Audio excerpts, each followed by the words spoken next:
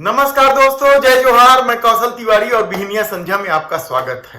पांचों राज्यों में होने वाले विधानसभा चुनाव में जैसे जैसे राजनीतिक सरगर्मियां बढ़ते जा रही है, वैसे वैसे भारतीय जनता पार्टी की हालत खराब होने लगी है।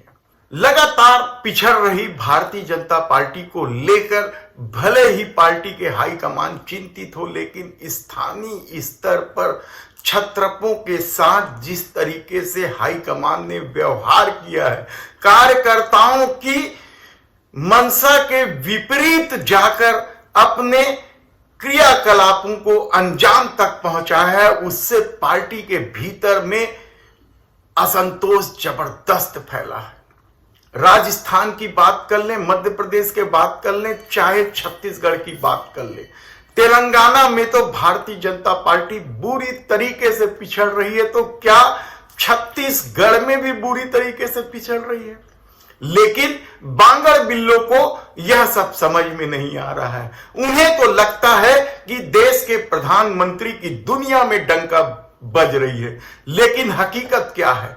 सेना के 8 अफसरों को कतर जैसे छोटे से देश फांसी के फंदे पर लटकाने आमदा है, और भारत सरकार खामोश है, कहा जाए तो गलत नहीं होगा। साल भर से चल रहे पूरे घटनाक्रम में भारत की भूमिका किस कदर लापरवाह पूर्वक रही, वह भी किसी से छिपा नहीं। और हालत यह है कि अब कतर भारत के उन जाबाज अफसरों को फांसी पर लटकाने आमदा है, और भारत सरकार का रवैया अभी भी ढुलमुल है, कहा जाए तो गलत नहीं होगा। लेकिन बात इतनी सी नहीं है। जो विकसित रथ निकालने की कोशिश केंद्र सरकार कर रही थी, उस पर भी अब चुनाव आयोग ने डंडा चला दिया है, और जिन राज्यों में चुनाव हो रहे हैं वहां इस रथ को चलाने से मना कर दिया है। केंद्र सरकार इस कदर डरी हुई है कि पहले उसने सेना के अफसरों से अपने प्रचार का काम सौंपा, और फिर सचिव स्तर के अधिकारी, आईएएस, आईपीएस जैसे लोगों को इस रथ की अगुवाई की जिम्मेदारी दी गई थी। 20 नवंबर से यह रथ शुरू होना था, लेकिन अब चुनाव आयोग ने इस पर बंदिश लगा दी है कि जिन राज्यों में चुनाव हो रहे हैं, जहां आचार संहिता लागू है, वहां यह रथ नहीं चलेगा।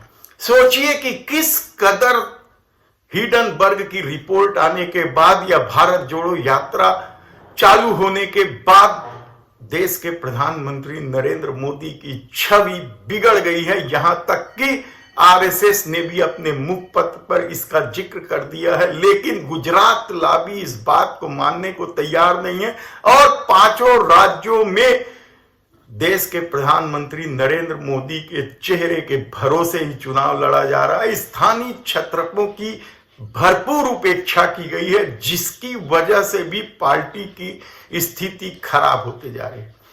तेलंगाना में हमने बताया कि क्या स्थिति है। सत्ता तक आने का सपना देखने वाली भारतीय जनता पार्टी वहां तीसरे नंबर पर है, तो क्या छत्तीसगढ़ में भी तीसरे नंबर पर पहुंच जाएगी?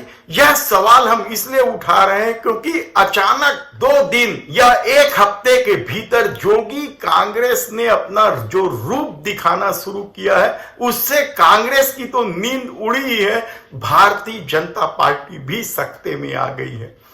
कल तक यह माना जा रहा था कि छत्तीसगढ़ में मुकाबला केवल कांग्रेस और भाजपा के बीच है, लेकिन यदि आप पिछले चुनाव के परिणामों पर ध्यान दें तो आप पाएंगे कि आधा दर्जन से ज्यादा ऐसी सीटें थी जो भारतीय जनता पार्टी ने जोगी कांग्रेस के कारण जीत गई थी। जोगी कांग्रेस ने उन सीटों पर खूब वोट खींचा था, जैसे भाटापारा में 53,000 वोट मिले थे जोगी कांग्रेस के प्रत्याशी चैतराम साहू को। उसकी वजह से वहां भारतीय जनता पार्टी जीत गई थी। अकलतरा में भी भारतीय जनता पार्टी जीती थी, तो जोगी कांग्रेस के ऐसे आधा दर्जन सीट थे। तो क्या इस बार भी जोगी कांग्रेस ने अपनी ताकत दिखाना शुरू कर दिया? यकीनन जिस तरीके से प्रत्याशी उन्होंने घोषित किए हैं, वह कांग्रेस और भाजपा दोनों के लिए चौंकाने वाला है। और कहा जा रहा है कि 2 दर्जन से अधिक ऐसी सीटें हैं जहां त्रिकोणीय संघर्ष में कांग्रेस और भाजपा फंस गई है। तो क्या जोगी कांग्रेस अपना पिछला प्रदर्शन दोहरा पाएगी? पिछले चुनाव में जोगी कांग्रेस ने 5 सीटें जीती थी और बसपा के साथ गठबंधन करके 7 सीटें जीती थी। तो क्या इस बार भी जोगी कांग्रेस अपने उस प्रदर्शन को दोहरा पाएगी? लोगों का तो दावा है कि उससे बेहतर प्रदर्शन करेगी और 2 दर्जन सीटों पर जोगी कांग्रेस ने जो प्रत्याशी खड़ा किया है, उसके बाद कहा जा रहा है कि जोगी कांग्रेस 8 से 10 सीटें आसानी से। वे सीटें कौन कौन सी हैं यह हम आपको विस्तार से बताएंगे, लेकिन बता दें कि जोगी कांग्रेस के इस खेल से कांग्रेस के कई दिग्गज नेताओं की नींद उड़ गई है।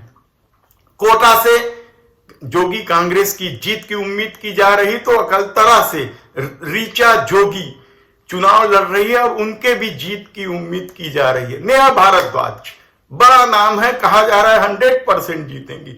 भरत कश्यप ने तो कांग्रेस के प्रदेशाध्यक्ष दीपक बैज को ही फंसा दिया है। यहां भारतीय जनता पार्टी का कहीं अता पता नहीं और मुकाबला दीपक बैज और भरत कश्यप के बीच है। इसी तरह से नवनीत चांद जोगी कांग्रेस के युवा कर्मठ नेता हैं, इनकी भी जीत की उम्मीद की जा रही है। उन्होंने भाजपा और कांग्रेस दोनों को कड़े संघर्ष में फंसा दिया है। इसी तरह के फेरिस्त हैं। रायपुर में भी जोगी कांग्रेस ने चौंकाने वाले नामों की घोषणा की है, खासकर दक्षिण में।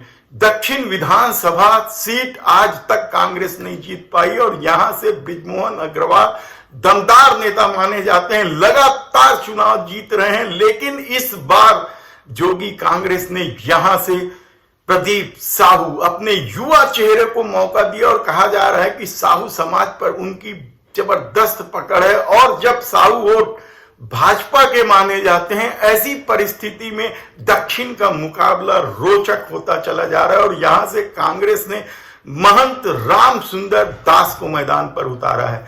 महंत राम सुंदर दास संत है, महंत है और दुधाधारी क्षेत्र के निवासी हैं। ऐसी स्थिति में क्या बृजमोहन अग्रवाल इस बार चुनाव हार जाएंगे? हम इस पर विस्तार से एक एपिसोड तैयार करके बताएं। हम आपको बता दें कि जिस तरीके से कल गोरेलाल बर्मन ने जोगी कांग्रेस ज्वाइन किया, उसके बाद परिस्थितियां इस कदर माहौल बन गया, कहना चाहिए जोगी कांग्रेस के। उसके बाद तो बागी और नाराज भाजपा कांग्रेस के लोग जोगी कांग्रेस के संपर्क में आने लगे और इस पर कांग्रेस की नजर है। और शायद यही वजह है कि महासमुंद से राशि महिला जो जोगी कांग्रेस से चुनाव लड़ रही थी या घोषणा कर चुकी थी, वह वापस कांग्रेस में चले गई। तो दूसरी तरफ बेमेतरा में जिस ताम झाम के साथ भारतीय जनता पार्टी ने जिस योगेश तिवारी को अपने पार्टी में प्रवेश करवाकर बेमेतरा जीतने की इच्छा रखी थी, वह भी चकनाचूर होने की उम्मीद बढ़ गई है। क्योंकि कहा जा रहा है कि योगेश तिवारी ने जोगी कांग्रेस में वापसी कर ली है और वे जोगी कांग्रेस से चुनाव लड़ेंगे। इसी तरीके से कई विधानसभा क्षेत्र हैं। आप जब फेरिस्त देखेंगे तो आप पाएंगे कि 8-10 सीटें तो एकदम कठिन संघर्ष में फंस गया है और कांग्रेस और भाजपा दोनों के लिए स्थिति खराब होने लगी है। तो क्या भारतीय जनता पार्टी की स्थिति और खराब होगी? कहा जा रहा है कि यदि जोगी कांग्रेस के प्रत्याशियों ने जरा भी जोर मारा तो भारतीय जनता पार्टी को 13 सीट भी नहीं मिलेगी। वर्तमान में उनके पास 13 सीट है, पिछले चुनाव में 15 सीट जीती थी, 2 सीटें वे उपचुनाव में हार चुकी हैं। ऐसी परिस्थिति में यदि जोगी कांग्रेस ने मजबूती से दावा पेश किया तो यकीन मानिए कि भारतीय जनता पार्टी को तीसरे नंबर की पार्टी बनने से कोई नहीं रोक पाएगा। मोदी के चेहरे और न ही गुटबाजी में बटी भारतीय जनता पार्टी। तब ऐसी परिस्थिति में हम आपको एक एक सीटों के जो चुनावी हलचल है वो बताते रहेंगे। यदि आपने हमारे चैनल को सब्सक्राइब नहीं किया है तो प्लीज सब्सक्राइब कर लीजिए और बेल आइकन कान का बटन भी दबा दीजिए। आपका प्यार ही हमारी ताकत है। धन्यवाद।